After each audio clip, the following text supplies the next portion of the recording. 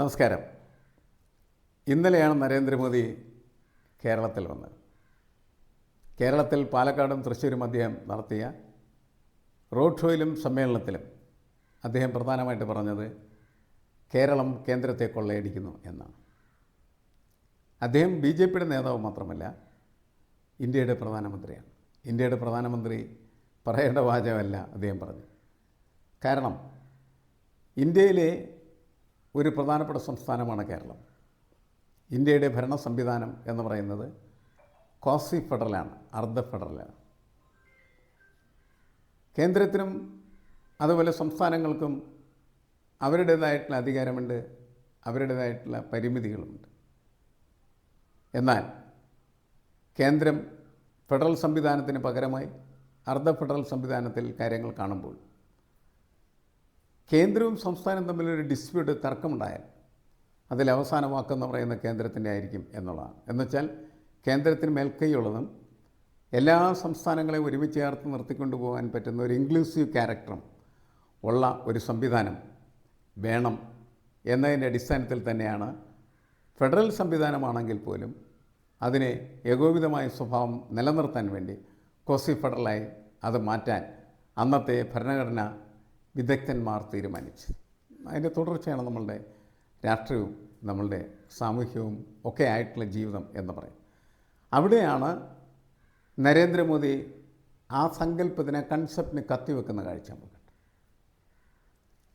കേന്ദ്രം ഓരോ സംസ്ഥാനങ്ങളെയും കൊള്ളയടിച്ചിട്ടാണ് ആ കൊള്ളയുടെ ഒരു പങ്കാണ് ഓരോ സംസ്ഥാനങ്ങൾക്കും തിരിച്ചു കൊടുക്കുന്നത്. നമ്മൾ വെളിച്ചെണ്ണ വാങ്ങാൻ പോകുമ്പോൾ നമ്മൾ വെളിച്ചെണ്ണ വാങ്ങുന്നതിന് GST അടക്കുന്നുണ്ട്, നികുതി അടക്കുന്നുണ്ട്. മരുന്ന് വാങ്ങുമ്പോൾ നികുതി അടക്കുന്നുണ്ട്. നമ്മൾ എന്ത് ചെയ്യുമ്പോഴും നമ്മൾ നികുതി അടക്കുന്നുണ്ട്.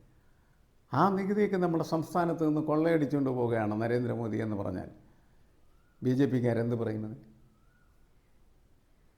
നമ്മളെ കൊള്ളയടിക്കുന്നൊരു കൊള്ളക്കാരനാണ് മോദി എന്ന് പറഞ്ഞാൽ അതിനെന്ത് ഉത്തരവാണ് നമുക്ക് കൊടുക്കാനായിട്ട് കഴിയും?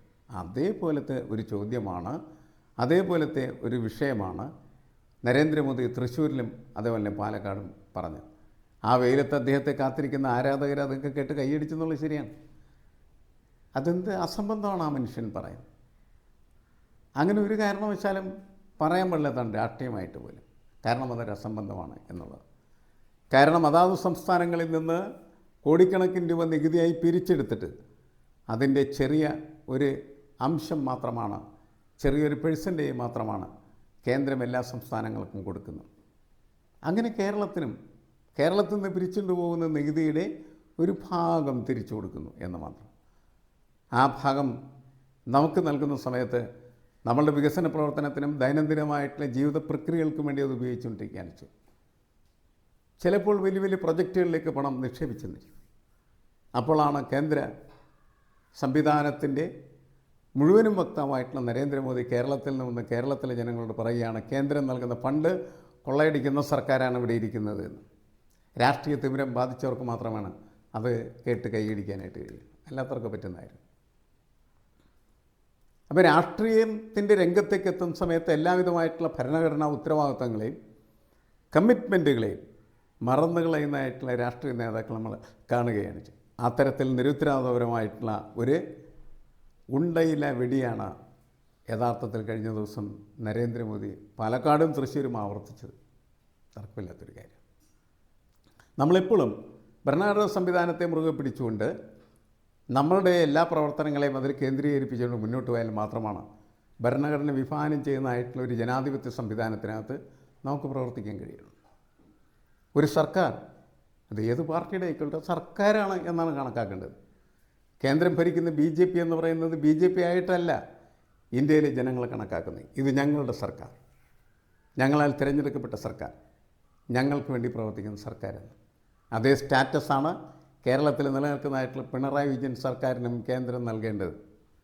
അതിൽ നിന്ന് വ്യത്യസ്തമായിട്ടുള്ള കാഴ്ചപ്പാടെടുത്ത് ഇവൻ കൊള്ളക്കാരനാണ് എന്ന് പറയാനുള്ള ഒരു അവകാശവും ഇന്ത്യയുടെ പ്രധാനമന്ത്രിക്കില്ല എന്ന തിരിച്ചറിവ് നരേന്ദ്രമോദി പ്രകടമാക്കേണ്ടതാണ്. നരേന്ദ്രമോദി മാത്രമല്ല, നമ്മുടെ നാട്ടിലുള്ള എല്ലാ രാഷ്ട്രീയ നേതാക്കളും അവിവേകത്തോട് സംസാരിക്കുന്നവരാണ്. വിവേകപൂർവമായിട്ടുള്ള സമീപനം അവരുടെ ഭാഗത്തുനിന്നില്ല എന്നുള്ളതാണ് പ്രശ്നം.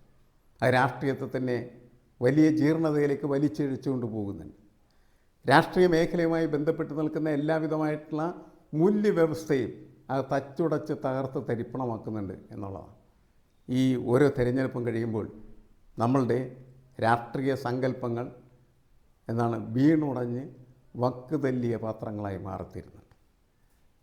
അത് ജനങ്ങൾക്ക് താല്പര്യമില്ലായ്മ നിർമ്മിക്കുന്നതിൽ വലിയ പങ്ക് വഹിക്കുന്നുണ്ട്. ഈ തെരഞ്ഞെടുപ്പിൽ 2026 നടക്കുന്ന ഏപ്രിൽ 9 നടക്കുന്ന തെരഞ്ഞെടുപ്പിനെക്കുറിച്ച് സംസാരിക്കുന്ന സമയത്ത് എവിടെയാണ് നമ്മുടെ ജെൻസി? നമ്മളെപ്പോഴും ചോദിച്ചുകൊണ്ടിരിക്കുക കാര്യമാണ്, നമ്മുടെ യങ് ജനറേഷൻ എവിടെ എന്നാണ് ചോദിക്കുന്നത്. അവരില്ല, അവർക്ക് താല്പര്യമില്ല. ഇന്നത്തെ പിണറായി വിജയൻ ഒരു +2 പഠിക്കുന്ന ഒരു വിദ്യാർത്ഥിയോട് ആരാണ് പിണറായി വിജയൻ എന്ന് ചോദിച്ചാൽ ആ കുട്ടി ചിലപ്പോൾ പറയും ഏത് പിണറായി വിജയൻ, അറിയാൻ പാടില്ല എന്നുള്ളതാണ്. നമ്മുടെ മുഖ്യമന്ത്രിയെ പോലും തിരിച്ചറിയാൻ പറ്റാത്ത, അല്ലെങ്കിൽ നരേന്ദ്രമോദി ആരാണെന്ന് ചോദിച്ചറിയാം. ആ തലമുറയിലേക്ക് നമ്മൾ കടന്നു പോകുമ്പോൾ നമ്മുടെ രാഷ്ട്രീയം ഇത്തരത്തിൽ അർത്ഥശൂന്യവും അബദ്ധജടിലവും ആയി മാറുന്നതുകൊണ്ട് അതിലേക്ക് ഒരു മനുഷ്യനെയും ആകർഷിക്കാനായിട്ട് കഴിയുന്നില്ല എന്നുള്ളതാണ്. നോക്കൂ സ്വാതന്ത്ര്യം കിട്ടുന്ന കാലം, അന്ന് എത്ര ഉജ്ജ്വലമായിട്ടുള്ള രാഷ്ട്രീയ പ്രവർത്തകരാണ് രൂപപ്പെട്ടു വന്നിരുന്നത്. സുഭാഷ് ചന്ദ്രബോസിനെ പോലെയുള്ള നേതാക്കൾ ഇന്ത്യൻ നാഷണൽ കോൺഗ്രസ്സിലേക്കും ഇന്ത്യയിലെ സ്വാതന്ത്ര്യ സമരത്തിൻ്റെ മുന്നണിയിലേക്കും വരുന്നത് അവർക്ക് ലഭിച്ച, ലോകത്ത് ലഭിക്കാവുന്ന ഏറ്റവും വലിയ സ്ഥാനം ICS എന്ന് പറയുന്ന വലിച്ചെറിഞ്ഞിട്ടാണ്. വേണ്ട, ഇന്ന് നമ്മൾ IAS എന്നൊക്കെ പറയുന്നത് പോലെ ആ IASനെ വലിച്ചെറിഞ്ഞിട്ട് രാഷ്ട്രീയത്തിലേക്ക് വരികയാണ്. ഒരാളല്ല, ഒട്ടനവധി ആൾ. ക്യാമ്പസുകളിൽ നിന്ന് പോലും കുട്ടികൾ പഠിത്തം നിർത്തി ഇനി ഞങ്ങൾ പഠിക്കുന്നില്ല, ഈ ബ്രിട്ടീഷ് സർക്കാരിൻ്റെ സർട്ടിഫിക്കറ്റ് ഞങ്ങൾക്ക് ആവശ്യമില്ല എന്ന് പറഞ്ഞ ക്യാമ്പസുകൾ ഒഴിഞ്ഞ് രാഷ്ട്രീയ പ്രവർത്തന മേഖലയിലേക്ക് കടന്നു വന്ന 10,000-കണക്കിന് ചെറുപ്പക്കാരാണ് ഇന്ത്യയുടെ സ്വാതന്ത്ര്യം ഉറപ്പാക്കുന്നത് എന്ന് നമ്മൾ മനസ്സിലാക്കിയിട്ടായിരുന്നു. ആ കാലം കഴിഞ്ഞ് നമ്മളിപ്പോൾ 75ാം വാർഷികം ആഘോഷിച്ചതിന് ശേഷമുള്ള ഒരു രാഷ്ട്രീയ കാലാവസ്ഥയിൽ ജീവിക്കുന്ന മനുഷ്യരാണ്. ഇവിടെ നമ്മുടെ ചെറുപ്പക്കാർക്ക് രാഷ്ട്രീയത്തിനോട് താല്പര്യമില്ല. രാഷ്ട്രീയക്കാരോട് പുച്ഛമാണവർക്ക്. കാരണം രാവിലെ വൈകുന്നേരം വരെ നുണ പറയുന്നവർ, ആത്മാർത്ഥമില്ലാത്തവർ, വാക്കുപാലിക്കാത്തവർ, അവരെന്തിന് ബഹുമാനിക്കണം എന്നാണ് ഈ ബാല്യക്കാർ നമ്മളോട് ചോദിച്ചുകൊണ്ടിരിക്കുന്നത്. അതിന് കൂടുതൽ ശക്തി വരാൻ മാത്രമാണ് ഇന്ത്യയുടെ പ്രധാനമന്ത്രിയായിട്ടുള്ള നരേന്ദ്രമോദിയെപ്പോലുള്ള ഒരാൾ വന്ന് കേന്ദ്രം നൽകുന്ന ഫണ്ട് കട്ടുമുടിക്കുന്ന അല്ലെങ്കിൽ കട്ടുകൊണ്ടുപോകുന്ന ഒരു സംവിധാനമാണ് ഒരു സംസ്ഥാനത്തെ ഭരണകൂടം എന്ന് പറയുന്നത്. അങ്ങനെ ഉള്ള സംഭാഷണങ്ങളിലേക്കോ അങ്ങനെയൊക്കെയുള്ള പ്രചാരണങ്ങളിലേക്കോ ആവേശം കയറി ഒരു പ്രധാനമന്ത്രിയും പോകാൻ പാടില്ല എന്നുള്ളതാണ്. ആവേശമല്ല, വിവേകമാണ് നമുക്ക് ആവശ്യം. വിവേകം മാത്രം പോരാ നമുക്ക്. ഓരോരോ കാര്യങ്ങൾ ചെയ്യുമ്പോൾ ഉചിതമായ ബോധം നമ്മളെ നയിക്കേണ്ടത് ആവശ്യമാണ്. അത് നഷ്ടപ്പെട്ടു പോയ അവസ്ഥയിലാണ് മോദി ഇപ്പോൾ.